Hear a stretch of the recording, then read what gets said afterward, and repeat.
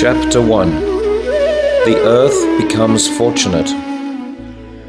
In the final chapter of Sri Brihad Bhagavatamrita, after the story of Gop Kumar had been completed, Sanatana Goswami has quoted verses from the 10th canto of the Srimad Bhagavatam, which Parikshit Maharaj spoke to his mother Uttara.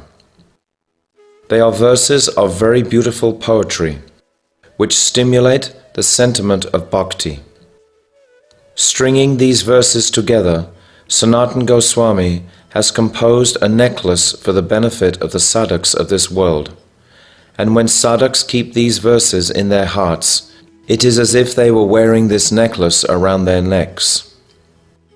And if, while taking Harinam, they sometimes call out these verses, it will increase the anand in their chanting. This compilation of verses is known as Bhakti Rasayana, or the nectar tonic of Bhakti Ras. When the material body becomes weakened by illness and one is unable to eat anything, by drinking some tonic, the digestion and the pulse again become strong. Similarly, in the realm of bhakti, for those in whom intense hankering for Raganuga Bhakti has arisen, the verses in this final chapter are like nectar tonic. In the bhav of Kamala Manjari, Bhaktivinoda Thakur prayed, Prabhu, I am not performing bhajan so that you will remove the worldly misery which is strangling me. I am not praying at your feet for entrance into the heavenly garden of Nandankanan, where one can enjoy with beautiful women for a very long time. Nor am I praying for liberation, so that I will never again have to suffer for 9 months in the womb of a mother, and never again be punished by the messengers of Yamaraj. I pray that in the core of my heart you will increase the bhav of Vrindavan, where you are roaming with the gopis and enjoying amorous pastimes. In meditation on the descriptions of these pastimes, I will at once become completely lost in prem. This is what I am praying for. I am praying that I may take birth as a gopa or gopi, or even as a peacock or tree, or anything, anywhere, within the 64 square mile Brajamandal. There I will acquire the company of a Rasik devotee, who being full of the bhav of Vrindavan will describe all of these pastimes to me, and then my life will be meaningful. When sadhaks study and learn these verses, deeply meditating within themselves on their meanings while taking Harinam, they will act as stimuli to fully experience the bhav described in the verse above. Then one's mind will not wander here and there. We should not just walk around talking to others while chanting, but taking the mala, we should sit in a solitary place and give it our mind and heart. Our previous acharyas chanted all night long, meditating on one shloka after another. For half an hour, the waves of the bhav of a particular shloka would be coming to them. Sometimes they would be fully submerged in those waves. Sometimes they would rise to the surface and float on those waves, and then they would move on to the next shloka. As they did this more and more, the whole night would pass, and where it went, they wouldn't know. This is the traditional method of bhajan. Through these verses, Parikshit Maharaj is making the bhakti of his mother steady and strengthening her determination for Gopi Bhav. And through these same verses, Sanatana Goswami is nurturing us. There is a blend of so many different bhavs in Vrindavan, but in the end, applying some polish to these sentiments, he emphasizes Gopi Bhav. There are many verses here, and they are all beneficial to the cultivation of bhajan. To develop and strengthen this bhav within us, we will study these verses in sequence, and from this endeavor, intense hankering for this bhav will certainly arise within us. Danye yam adya dharani trina virudastvat. Pada sprisho druma lata kara jabimrista. Nadyo daya kaga mriga sadaya valoke. Gopyon rantena bujayo api yat spriha shri. Srimad Bhagavatam 10:15-8 and Brihat Bhagavatamrita 2:7, 107. Sri Krishna said to Balaram, "Today this land, along with all its green grass, has become fortunate due to receiving the touch of your lotus feet. And receiving the touch of the fingers of your lotus hands, the trees, creepers and bushes consider that they have attained the greatest treasure. Receiving your affectionate glances, the rivers, mountains, birds and animals are all feeling fully gratified. But most fortunate are all the Brajagopis who have been embraced to your strong chest, a favor which even Lakshmi Devi herself always desires." This verse describes the time when Krishna is at the junction of his Bhoganda Leela, ages 6 to 10, and Kishora Leela, ages 10 to 16. At this time, his full beauty and charm are becoming more apparent, and his limbs are filling out. He would feel shy if he were to remain naked at this age.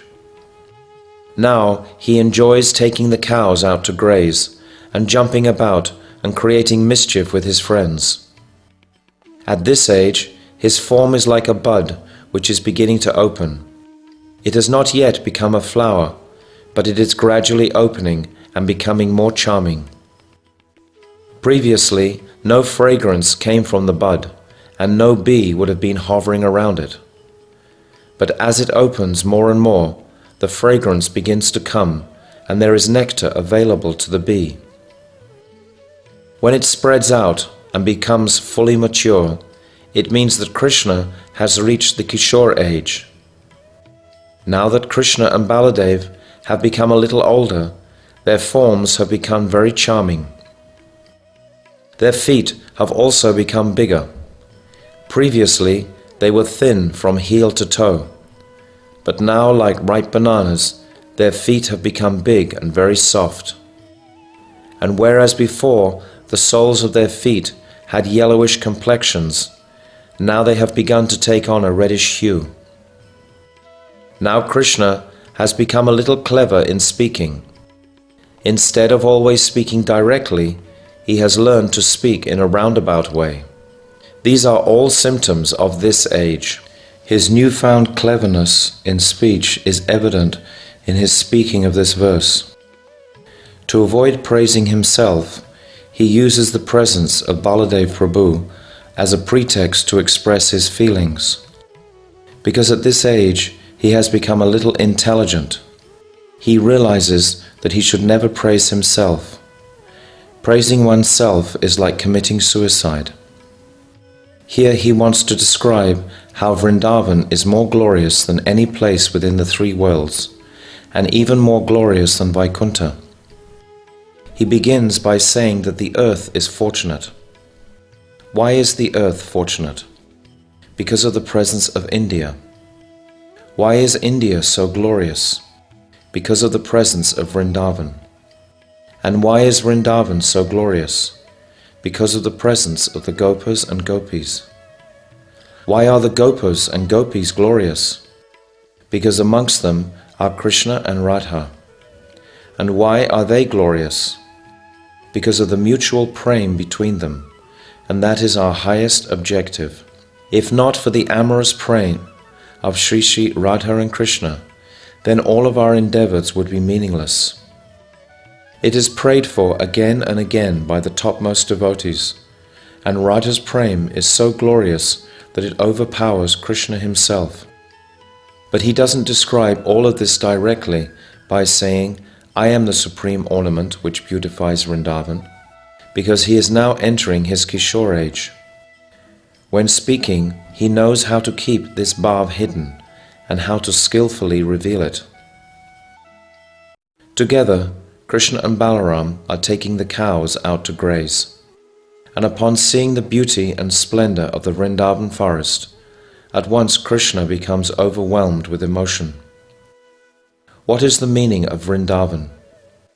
It means the forest of Vrinda or Tulsi. There are many other wonderful trees and plants found there, but the Tulsi tree is primary. It can also mean the forest where Vrinda Devi is the queen. Why is she known as the Queen of Vrindavan? Because she arranges amorous meetings between Sri Radha and Krishna. Another meaning of Vrinda is group, meaning groups of cows, gopas and gopis. And Avana can mean one who nourishes and protects. So Vrindavan can also mean the ones who provide stimuli, who nurture and increase the prem of Sri Govinda and the cows, gopas and gopis. More meanings have been given, but these three are primary. As Krishna was speaking this verse, he was remembering his own pastimes, and waves of bhav began to flow inside him. As he was going along with his friends, the Ananda he felt knew no limits, and he said, "My dear brother, today Prithivi Devi, the earth, has become fortunate, and the hairs of her body, which are the grass, creepers, vines and trees, are standing on end in ecstatic rapture. The grass, creepers and vines, receiving the touch of your lotus feet, and the trees being touched by your hands as you pick fruits and flowers, have today become fully gratified. The rivers, mountains, birds, deer, and all other animals, receiving affectionate glances from you, have today become especially fortunate. But the most fortunate of all are the gopis, who have received what even Lakshmi Devi herself desires, being embraced between your two strong arms." From the very beginning of creation, Prithivi Devi has been serving Bhagavan. Whenever he desired to assume an incarnation, he would descend on this earth and grace the land with his footprints. Varaha held the earth on his snout, and at that time Prithivi Devi became his wife, and from them a son, Narakasura, was born. And the earth is always in contact with Bhagavan's form of Shesha, as he holds her on his head. From time immemorial, she has been receiving such good opportunities. But Krishna tells Balaram, "Today, by receiving the touch of your feet, the earth has become especially fortunate." Why? Because you are now at the junction of your Poganda and Kishora ages, and your lotus feet are especially soft, and such a nice fragrance is coming from them. You move along the earth like an intoxicated baby elephant. Has the earth ever received such an opportunity before? Today the earth has really become fortunate. Here, someone may point out that at that time Krishna had been in contact with the Vrindavan forest for only 10.5 years, whereas Sri Ramchandra wandered in the forest of Dandakaranya for 14 years. In bare feet, he also walked the entire distance to South India before entering Lanka. So did Prithivi Devi not become as fortunate then as she did during the Krishna Leela? But Ram was banished to the forest, and when in the last year of his exile Ravan kidnapped Sita, he wandered here and there crying in anguish. Therefore at that time Prithivi Devi certainly became fortunate from the touch of his feet, but she must have also felt very sad. She really became fortunate when Krishna came in an immensely beautiful form. With a peacock feather in his crown, he would smile as he was decorated by his mother in the morning, and then accompanied by Sridham and Subal and the other Sakhas, he would take the cows out to graze and jump about with the calves.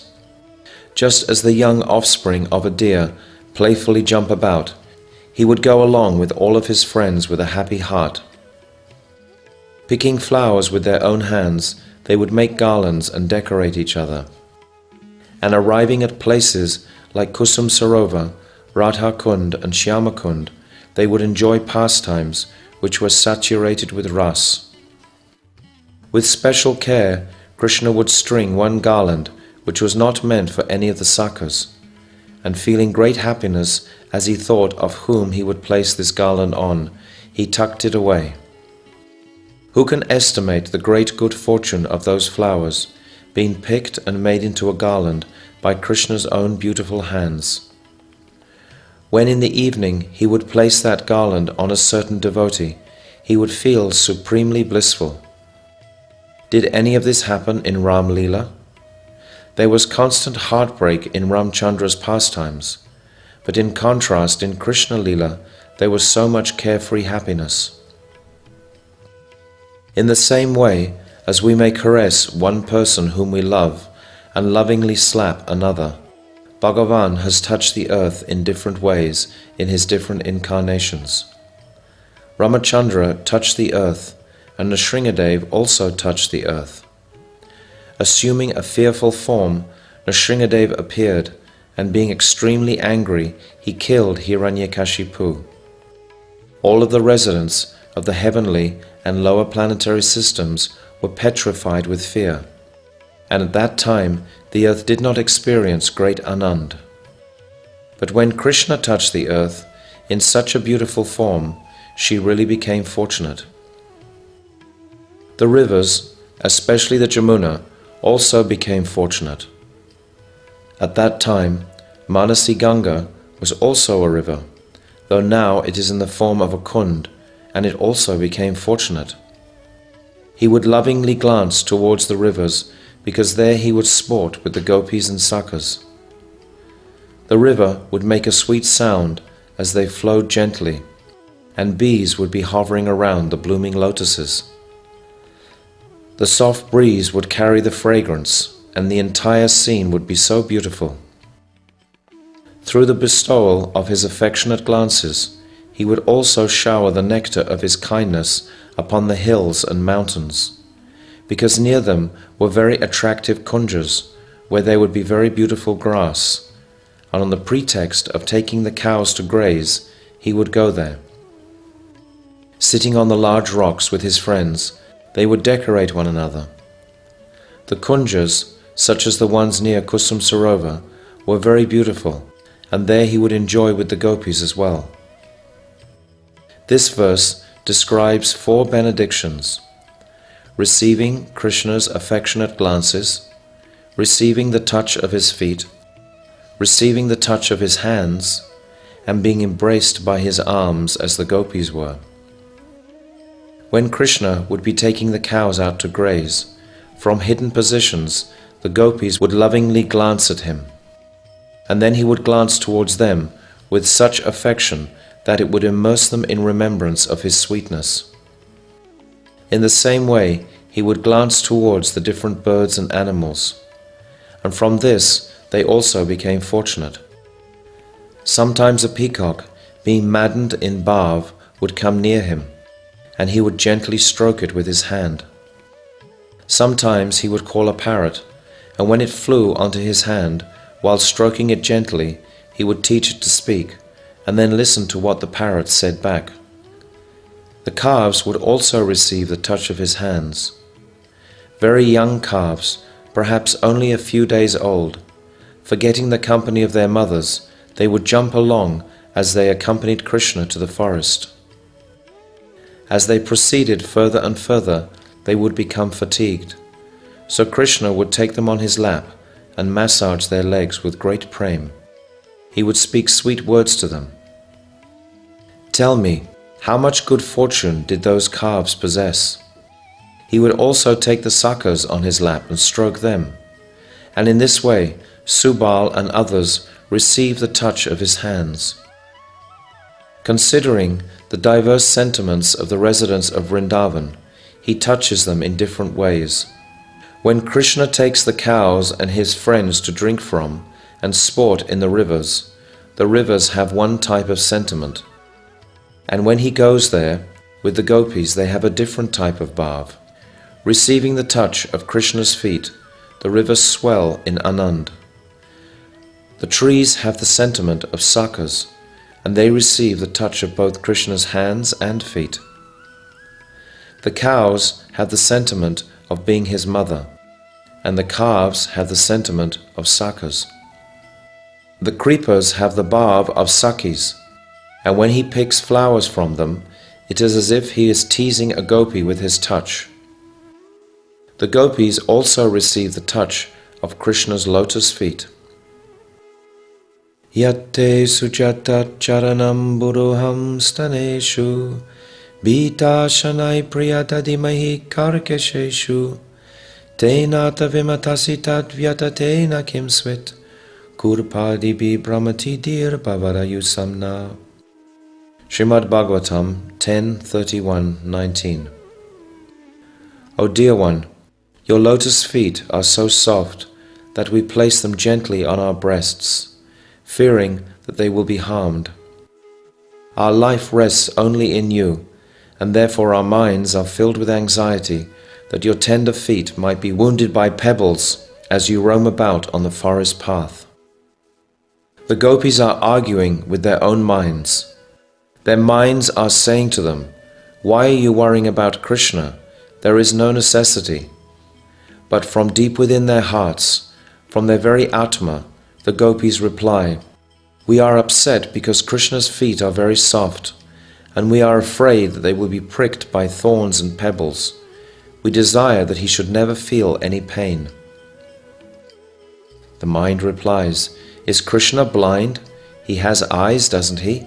He can see where to place his feet while walking." Hey mind, the calves run here and there, and do they only go to safe and smooth places? They run near the mountains, rivers and jungles, and they also have hoofs which protect them from sharp objects. But if Krishna goes to such places, his feet will be burned by the hot sand or pricked by thorns and pebbles. O mind, you have no intelligence. The mind replies, "But in Vrindavan there are no such thorns and pebbles. Everything here is Vishuddha Sattva. They appear to be ordinary thorns, but it is as if they were made of rubber. Will rubber thorns prick your feet? They give a very soft touch to Krishna's tender feet when he steps on them, and the pebbles are softer than butter. By the influence of Vishuddha Sattva, Prithvi Devi has decorated her landscape with these soft and golden pebbles, so Krishna will never feel any pain." In this way, they were arguing with their minds. The gopis receive the touch of those feet in the Rasa Lila, a benediction which even Lakshmi Devi desires, and Brahma is also meditating on those feet. Ahuscha te nalina nava padara vindam Yogeshwa kridi vichintyam agada bodai. Srimad Bhagavatam 10:82-48.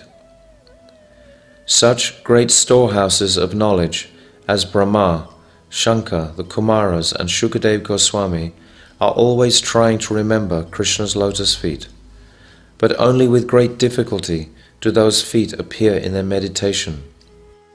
Responding to Krishna's teasing with jealous anger, the gopis say, "You have instructed us to meditate, but realization of you really comes even in meditation of the most highly learned devotees. We want you to come back to Vrindavan. And those feet which are being meditated on by so many, we desire to play with them directly.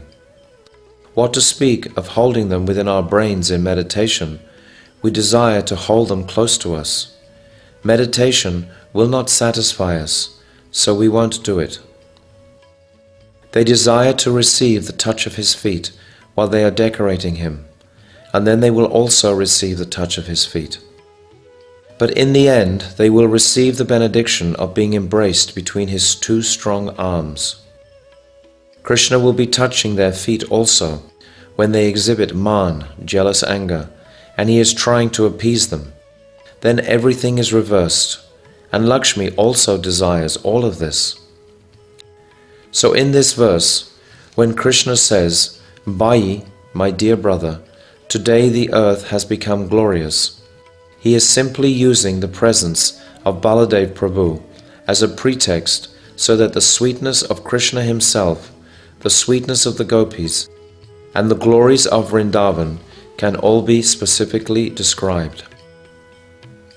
And why has Vrindavan become glorious? Because in that place the grass and creepers receive the touch of Krishna's feet. Its vines and trees receive the touch of his hands, and its rivers, mountains, birds, and animals received his affectionate glances.